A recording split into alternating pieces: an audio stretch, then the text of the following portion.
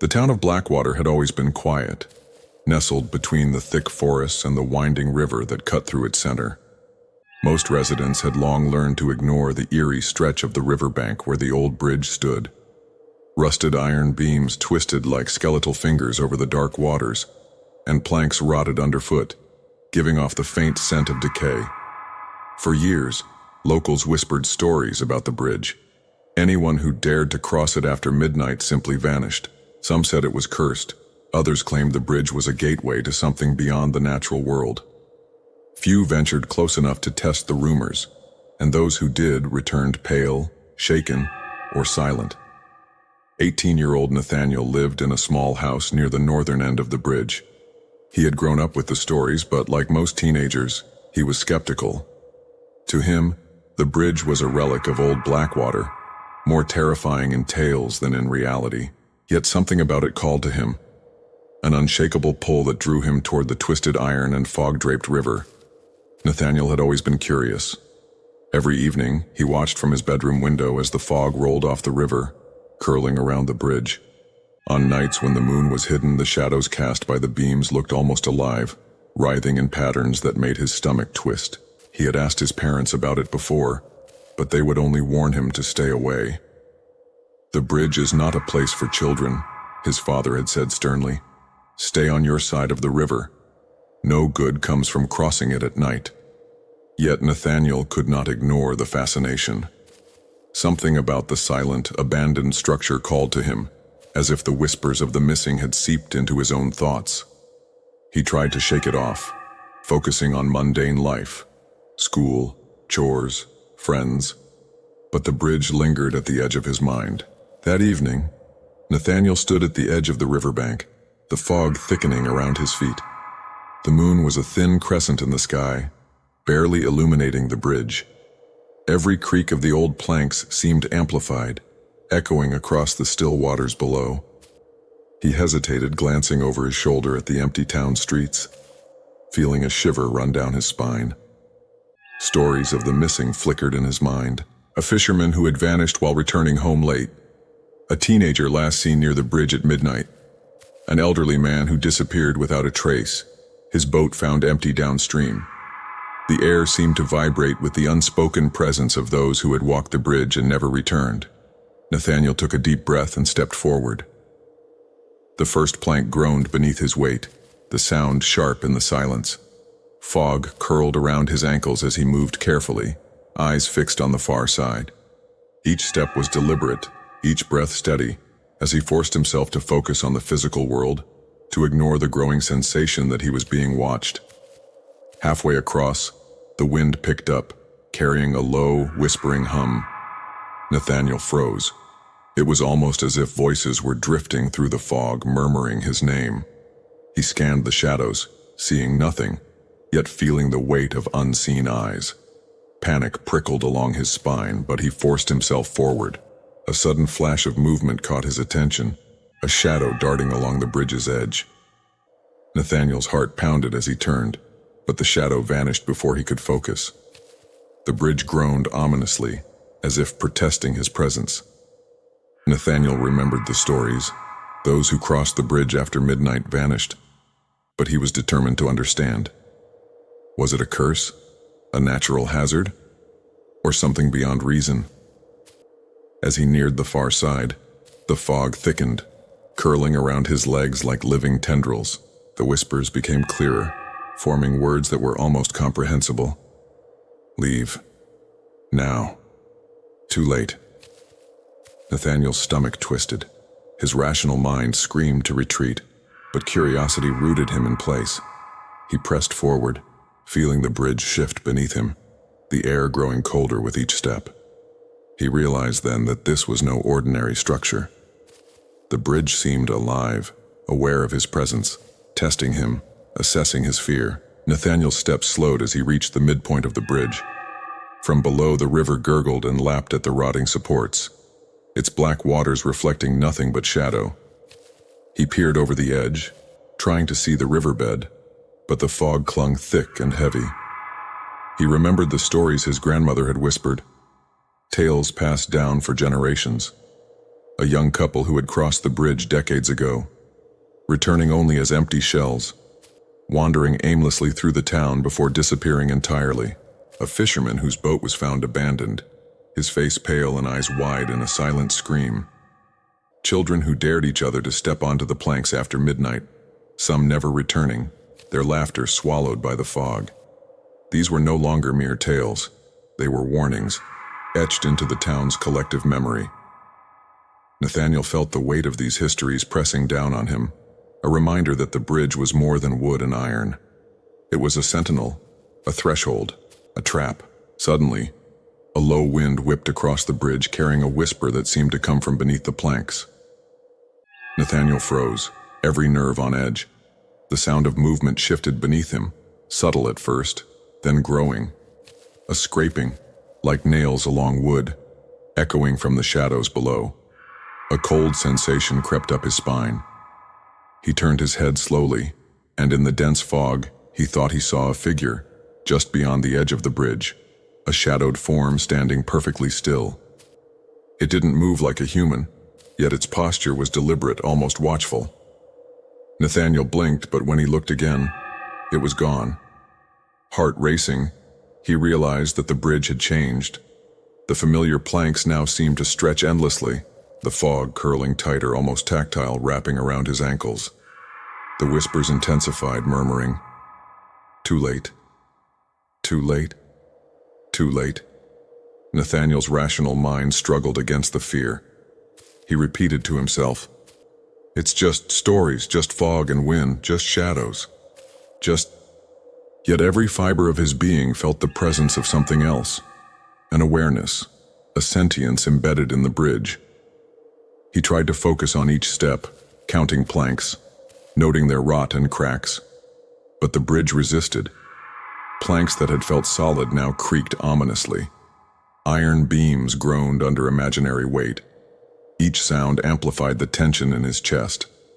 The fog began to swirl, forming shapes that were almost human. Faces of those who had vanished over the years, their eyes hollow, mouths moving silently, reaching for him with impossible angles. Nathaniel stumbled, grabbing a rusted railing for support, his fingers slipping over cold, wet metal. A sudden gust pushed him forward, forcing him to step into a particularly narrow section. The bridge beneath him shifted slightly, a subtle vibration, and the whispers rose into a chorus. "Join us. Cross. Vanish." Nathaniel's pulse raced. He had reached the far edge, or so he thought, but the bridge seemed to stretch on, endless and warped. The shadows converged, fog curling like fingers around his legs. His breath came in shallow gasps, but his curiosity, stubborn and fierce, anchored him. He took a deep breath, squaring his shoulders. Tonight, he would reach the end. Tonight, he would either uncover the truth behind the bridge or become another whisper in the fog. From the mist, he felt eyes on him, watching, judging. The river below was silent, black, and infinite. One step forward, and he crossed the boundary into the unknown. The morning after the first disappearance, Blackwater awoke to a hollow quiet. The town streets, usually peppered with the sounds of daily life, were muted. Windows remained shuttered and neighbors spoke in hushed tones, exchanging glances filled with unease. Nathaniel walked through the narrow streets, his notebook clutched tightly.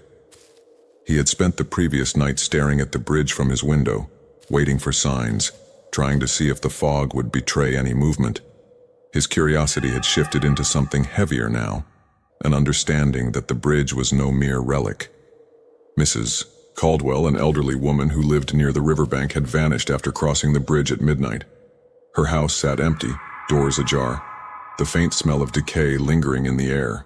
Whispered rumors spread through Blackwater like wildfire. The bridge. She crossed after midnight. She never returned. Children whispered the stories to one another, warning of the shadowy figure that roamed the bridge, of voices calling names from the fog, of unseen hands that dragged the unwary into darkness. Nathaniel noted each tale carefully, jotting down every rumor, every fragment of observation. That evening, another disappearance occurred. Tom, a local fisherman, was last seen walking home across the bridge after checking his nets. When he failed to return, neighbors searched along the riverbank calling his name, but found only empty planks and the dense, curling fog. Nathaniel felt the gravity of the situation deepen. This was no longer a story to satisfy curiosity. It was real. The bridge was claiming lives one by one, and the town's fear was palpable. By the third night, panic had begun to take hold. Shops closed early, families kept their children inside, and those who had seen the bridge in the moonlight spoke of strange sounds, faint scraping, whispers, and footsteps that echoed too precisely to be their own. Nathaniel observed the pattern. Each disappearance occurred after midnight, with the victims drawn to the bridge by unknown forces. The fog thickened during these hours, and shadows along the iron beams seemed to stretch and twist unnaturally. He began documenting every detail: the time of disappearance, the conditions of the river and fog, the behavior of the victims before they left. He noticed a chilling commonality. All who vanished reported feeling a pull, a compulsion they could not resist. One night, he followed carefully from a distance, watching as a man approached the bridge. The planks groaned beneath his steps, fog curling around his ankles, and faint whispers rose from beneath. Nathaniel's pulse quickened as he saw the shadowy figure appear beside the man, not fully human, not entirely solid. The man froze, then was swept into the fog, vanishing without a trace. The town's collective fear escalated. Meetings were held in hushed voices at the community hall. Some suggested burning the bridge. Others claimed it was sacred or cursed. Blackwater became a town of watchers, neighbors observing each other, afraid that speaking the bridge's name aloud might draw the shadow closer. Nathaniel tried to communicate his observations, but most dismissed him as a curious youth, overly fascinated by tales better left alone.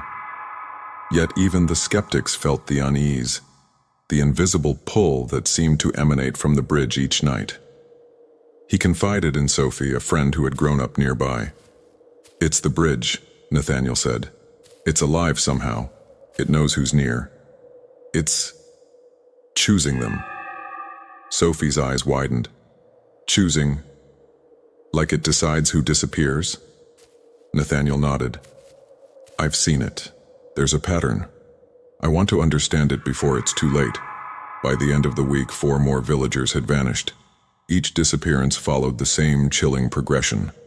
The victim would be drawn to the bridge at or after midnight. Fog would rise unusually thick around the planks.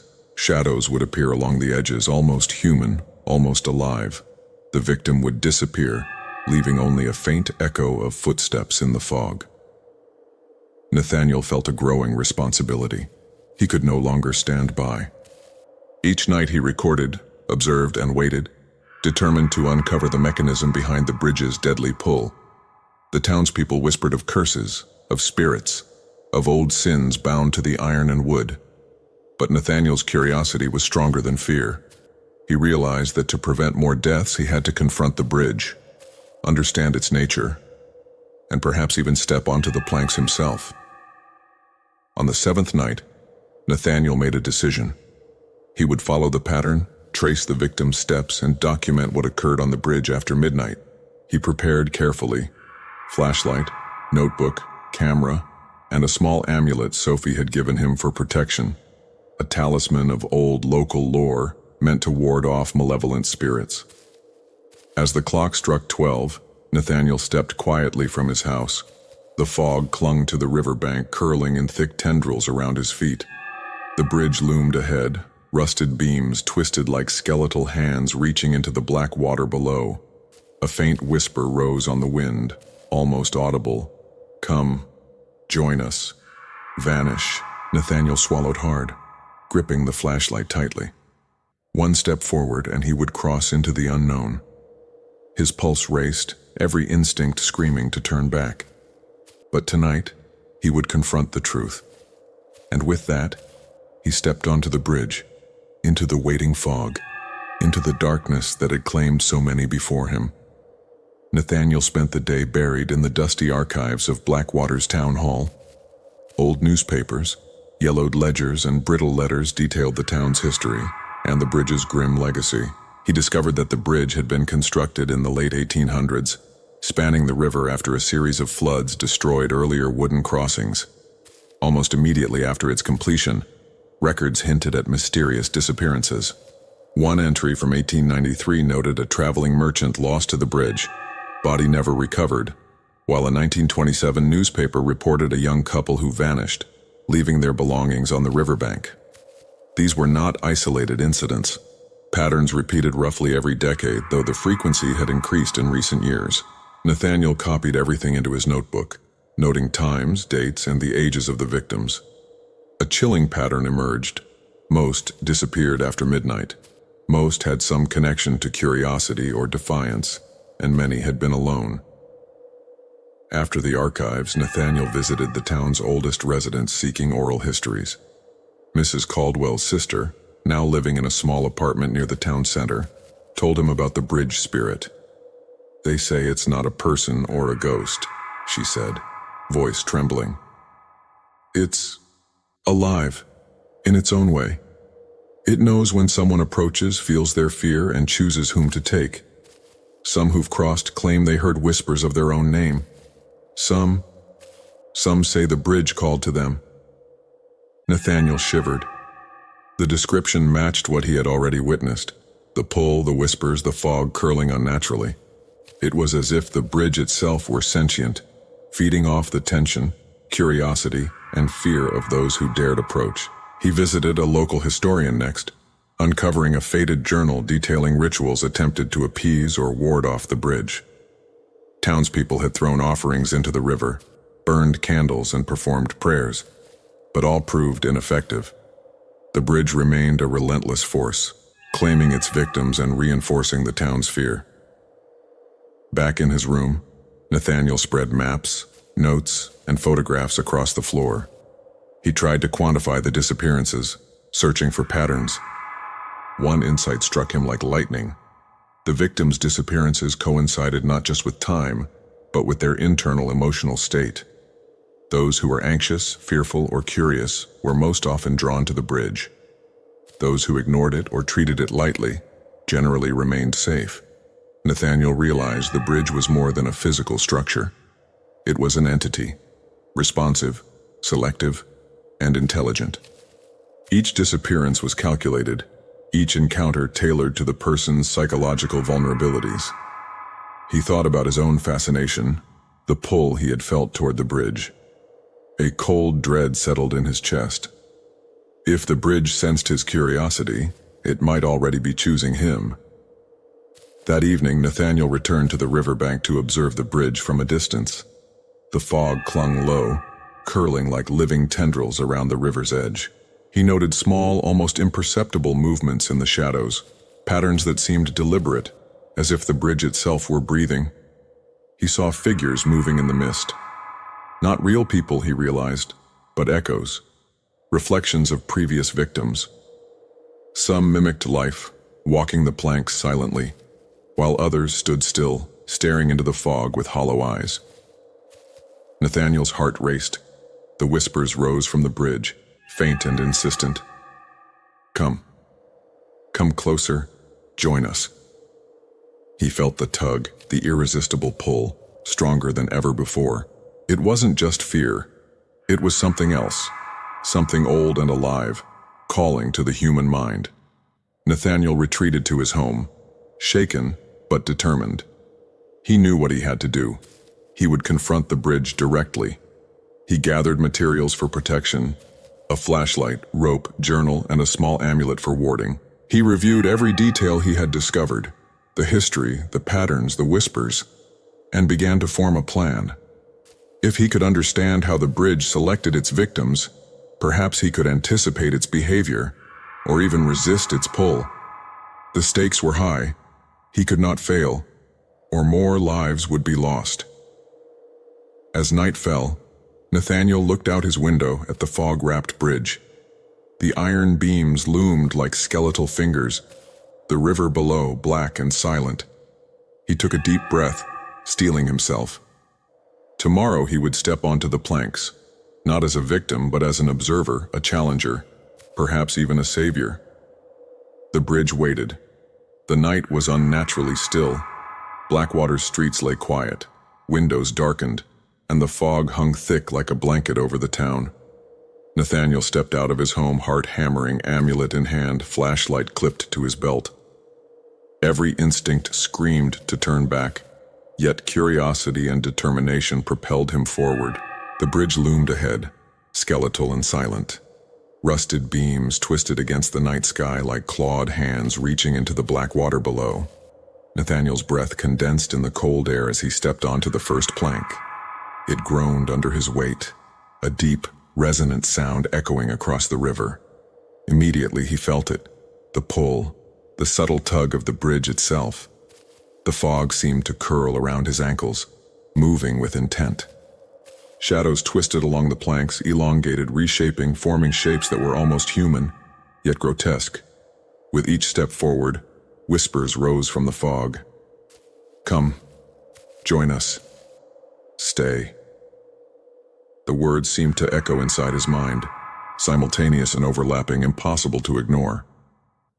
Nathaniel clamped his hands over his ears, but the voices persisted, indistinct yet commanding. A shadow moved beside him, mimicking his stride. It had no features, yet he felt its gaze, cold and intelligent, measuring his resolve. Nathaniel's pulse quickened. The bridge was not merely haunted, it was alive, sentient, and testing him. He forced his focus back to the planks, counting each one, grounding himself in the physical world. He recalled the journal's notes. The bridge chose based on fear, curiosity, and hesitation. By remaining steady, perhaps he could pass without succumbing. Halfway across, the fog thickened and shadow figures began to emerge. They reached out with elongated limbs, twisting unnaturally as though they were made of smoke and mist. Each step Nathaniel took seemed to ripple the fog, drawing them closer. One figure froze in front of him, motionless. It resembled a man he had seen in the archives, a missing fisherman from years ago. Its hollow eyes met his, and a silent scream seemed to press against Nathaniel's mind. He shuddered, but did not retreat, gripping the railing tightly. Suddenly, a cold wind pushed him and he stumbled, but he recovered. The bridge groaned violently and the whispers rose into a cacophony of commands. Stay, belong, disappear. Nathaniel felt the pull stronger than ever, tugging at his mind as well as his body. Nathaniel paused, breathing heavily. He realized the bridge's power was psychological as well as supernatural. The fog, the whispers, the shadows, they were manifestations of fear, past victims, and collective memory. By remaining calm, by acknowledging the pull without succumbing, he could manipulate the bridge's influence. He focused on a single point ahead, visualizing the far side clearly. Step by step, he advanced, ignoring the shadows that lunged and recoiling, the voices that screamed his name, the tendrils of fog that tried to wrap around him.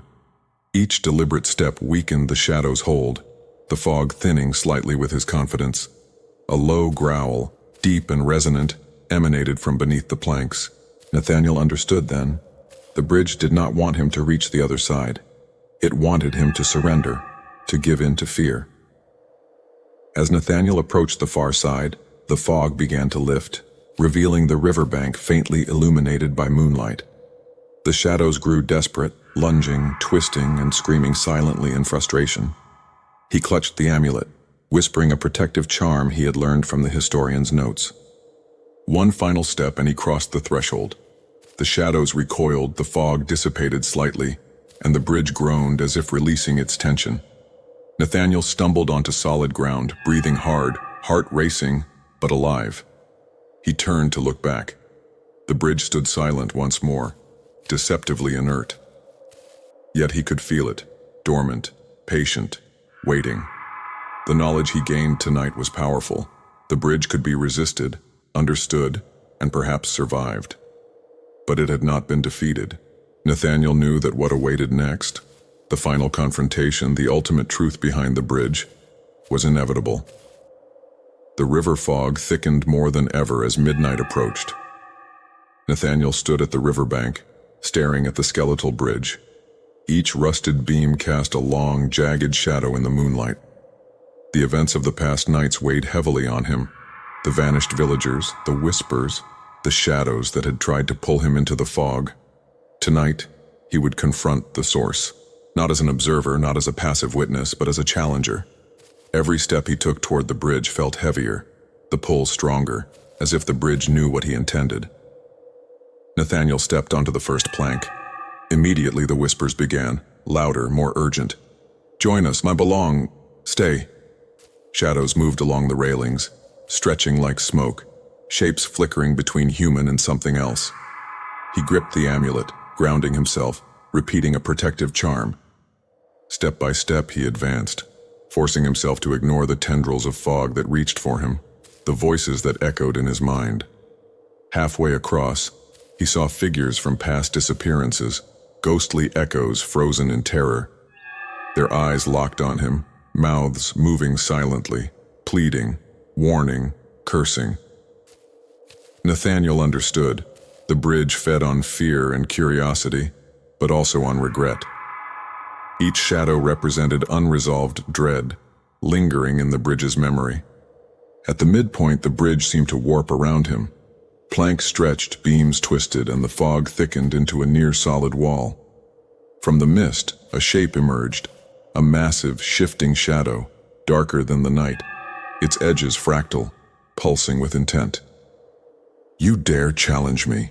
a voice rasped, simultaneously inside his head and in the fog. "All who cross are mine." Nathaniel's heart pounded, but he stood firm. He had prepared for this moment, focusing on the faces of the villagers, the patterns he had studied. He extended his awareness into the fog, projecting determination, hope, and the will to resist. The shadow lashed at him, tendrils of darkness slicing through the air. Nathaniel dodged, stepped carefully, and pressed forward. He realized that fear was the bridge's weapon, courage, his shield. With every step, Nathaniel pushed further, visualizing the far side of the river as a place of safety, stability, and light. The shadows recoiled. The fog parted slightly and the whispers became fragmented. He reached the center of the bridge, facing the heart of the entity. Concentrating, he called upon every fragment of courage he possessed, envisioning the missing villagers freed from the bridge's grip. The shadow shrieked, a sound that tore through the night, but Nathaniel did not falter. A brilliant flash of energy radiated outward, dissolving the fog, scattering shadows, and momentarily silencing the whispers. Nathaniel stumbled, catching himself on a plank, and saw the bridge itself trembling, as though struggling to maintain its hold on the world. Finally, Nathaniel stepped onto the last plank. The bridge groaned once, a deep, resonant sound, then settled into eerie silence. The fog had lifted enough to reveal the river below, calm and reflective. He looked back at the shadows, seeing them fade into the mist. The echoes of past victims remained faintly, but no longer threatening. Nathaniel knew the bridge had not been destroyed. It had been resisted, understood, and temporarily subdued. Walking to solid ground, he felt the weight lift slightly from his chest. The town of Blackwater would live to see another day, though the memory of the bridge's power would linger forever. The bridge remained, skeletal and silent, waiting patiently for the next curious soul, the next midnight crossing.